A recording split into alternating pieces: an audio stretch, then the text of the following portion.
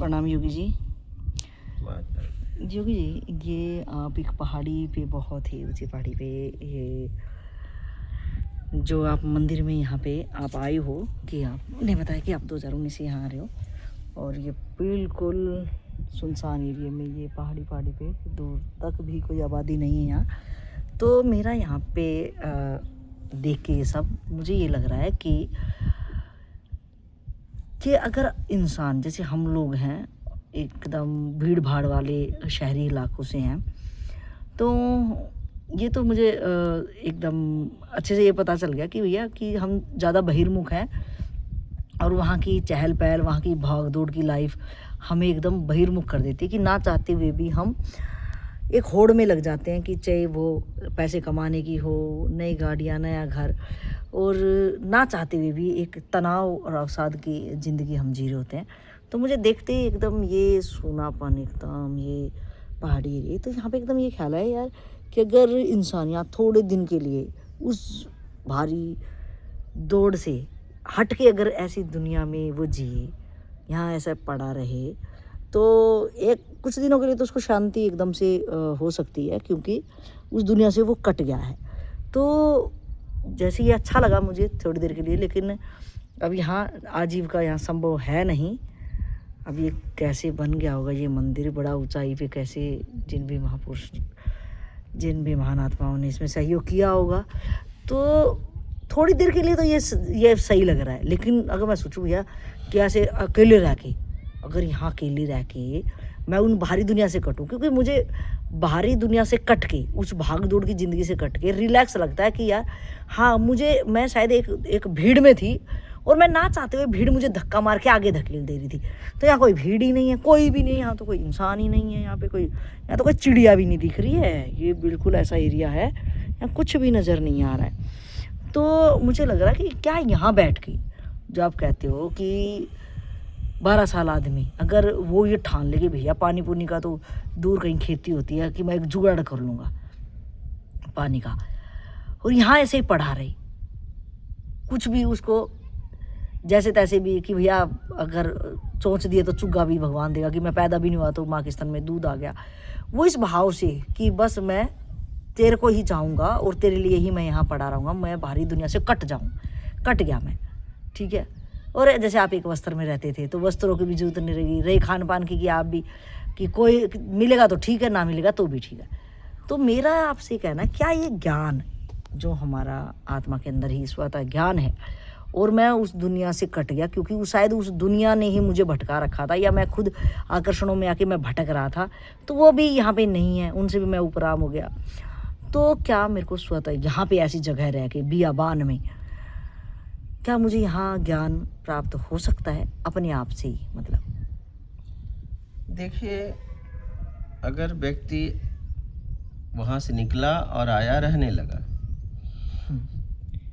तो उसके साथ एक घुटन होगी उसके कर्मों का, और घुटन में ही जिंदगी चली जाएगी। करेगा क्या? नहीं, जैसे उसने आपकी वीडियो सुन ली, आपके साथ इतने दिन आपसे वो ज्ञान ले लिया, जो आपके पूरे मेथड्स हैं, उसने वो समझ लिया कि भैया यही है, तो वो जो घुटन है, अगर समझ के रह रहा है, सत्संग सुनकर रह रहा है, और पूरी तरह सूझबूझ के साथ रह रहा है, तो काम करेगा ना। फिर वो अपने मानसिक बंधनों को छुड़ाने के लिए एकांत में काम करेगा ना। हाँ, तो जो ये ज्ञान है, तो ये क्या अपने आप घटना घटने वाली प्रक्रिया है क्या? जाएगा, जब वो छुड़ा लेगा तो घटना घट जाएगी। अच्छा, तो यहाँ के ये जो एकांत है, तो वो उसके लिए कुछ ज़्यादा सहायक नहीं होगा? यहाँ तो कुछ भी नहीं है। सहायक तो होगा, सहायक होगा, ठीक है, सहायक तो होगा, ये एकांत है। फिर अब व्यवस्था तो यहाँ है नहीं। हाँ, कोई व्यवस्था के लिए वो क्या करेगा? पेट के लिए रोटी भी तो चाहिए। क्या करेगा? फिर कुछ तो करना पड़ेगा। अब कुछ करने में किसी से लेगा, और हो सकता है उससे ही ना राग द्वेष हो जाए। हाँ वो तो राग द्वेष तो होगा ही होगा फिर उससे। तो फंस गया ना फिर वो। अच्छा, फिर उसने अपनी एक नई दुनिया यहाँ बसा ली। हाँ, हम्म। कोई देगा तो क्यों देगा। यानी आपका ये कहना, अगर मैं ये सोचूं याती कर दूं मैं कि प्रभु तू ही देगा यहाँ पे भी आके, अगर तूने मेरे को जिंदा रखना है, अब मैं तो किससे मांगने वाला हूँ नहीं। वो कब देता, जैसे तुम्हारा जन्म हुआ जब तुम अबोध थे तो दे दिया। वो ज्ञान के बाद देगा, ऐसे जिद में कैसे देगा, क्यों देगा। मर जाओ, भूखे मर जाओ, क्यों देगा। और आपका दूसरा ये कहना होता है कि जब तक मेरे लास्ट बंधन, यानी कि मैं वहाँ जहाँ मेरे राग द्वेष हैं, वो मेरे अगर बंधन, लास्ट के बंधन जब तक भी रहेंगे तब तक मुझे ज्ञान होगा ही नहीं। जब मेरे सारे बंधन छूट जाएंगे, सारे बंधनों से आप अपने आप को छुड़ा लोगे अपने आप में, तब आप स्थिर हो पाओगे, फिर उसके बाद ज्ञान होगा।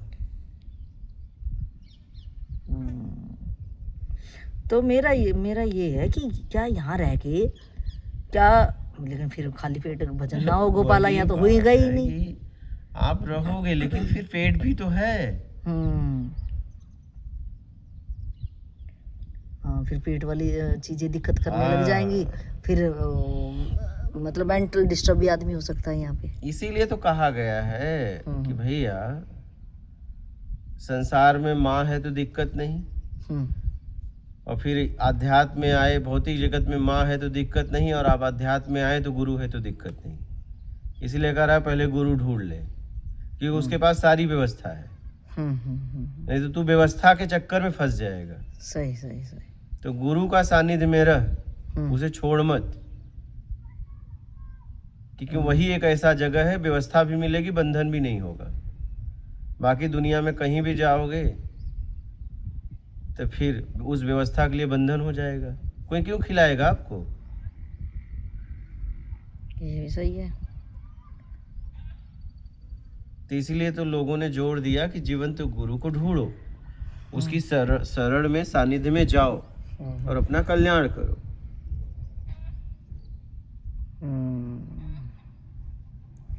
हाँ, यहाँ तो अब मन भाव में आके, जोश में आके कहता कि भैया मैं तो कल्ले में रह लूंगा, 2-4 दिन में नानी याद आ जाएगी। यहाँ तो 2 दिन में पेट को रोटी चाहिए ना। सही। ज्ञान तो आपको चाहिए ना। और इसमें रह के ही मैं वहां पहुंच सकता हूँ। अब यही हिल जाएगा तो फिर पूरा ध्यान इसी पे केंद्रित हो जाएगा। तो मेरा ये कहना था योगी जी कि यहाँ रह के अगर कोई भैया, अब हमने गाड़ी नीचे खड़ी कर दी, चलो यहाँ तक जितना पॉसिबल हो सके एक बंदा एक व्यवस्था कर ले 1-2 महीने के लिए, बस उसका यही काम रहे कि मैं अपने आप को जानूं। तो कहाँ से करेगा 1-2 महीने का व्यवस्था। ये अपने साथ ले आए, जहाँ तक चल रहा है धीरे धीरे पहले व्यवस्था ही करे यहाँ। वही तो बात है, मेरा की व्यवस्था में ज्ञान भी तो नहीं होता। ऐसे तो जितने राजा महाराजा थे, भिक्षुक बनने की क्या जरूरत थी। अपने राजपाट से धन वैभव लेके कहीं भी आश्रम बना के और आत्मज्ञान को उपलब्ध हो जाते। हाँ, मतलब अकेले। हाँ। आपके व्यवस्था में आपको कभी आत्मज्ञान नहीं होगा, क्योंकि आपकी व्यवस्था तो आपके चापलूसी से है। वो आपकी व्यवस्था दूषित है ना। अच्छा, भाई आपके साथ कई लोग मिलके व्यवस्था वो किए हैं ना। चलिए आप ईमानदार हैं, आपके लोग क्या सब ईमानदार हैं क्या। तो वो व्यवस्था फिर आपको घुटन देगी। इसीलिए तो मेरा में आत्मज्ञान नहीं होता है, आत्मज्ञान तेरा में चलने पे होता है। मतलब क्या। तेरा मतलब परमात्मा की दुनिया हो। मेरी दुनिया में मुझे आत्मज्ञान कभी नहीं होगा, मेरी व्यवस्था मुझे और रुला देगी।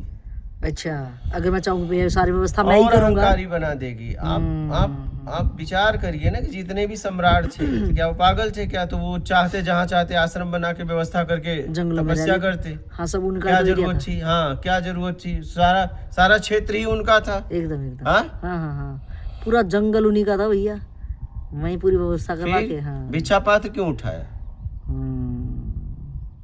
क्योंकि भिक्षा तेरा से मिलेगा क्या। हाँ, जो मेरे अहंकार पे चोट लगी। हाँ, जहाँ से, क्योंकि बचा हुआ कोई देगा, कोई धुतकार देगा।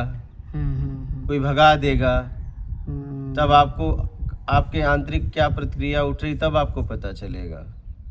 तो जब तक आत्मज्ञान आपको ना हो तब तो कुटिया बनाना ही नहीं है। अगर आत्मज्ञान के पहले कुटिया बनाए तो आप फंस गए।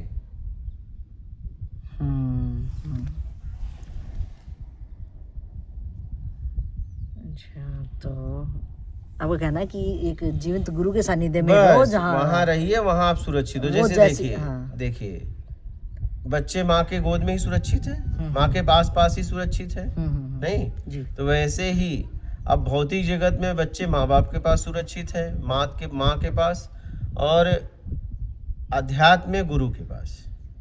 हम्म, वो आपकी सारी व्यवस्था करेगा और आप पे आंच भी नहीं आने देगा।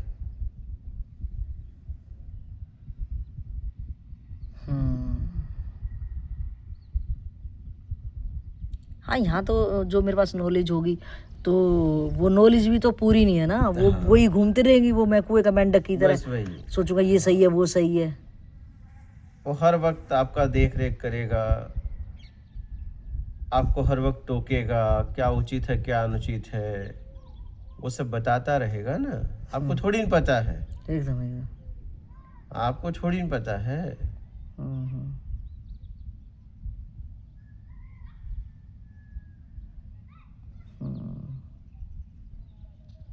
ठीक है।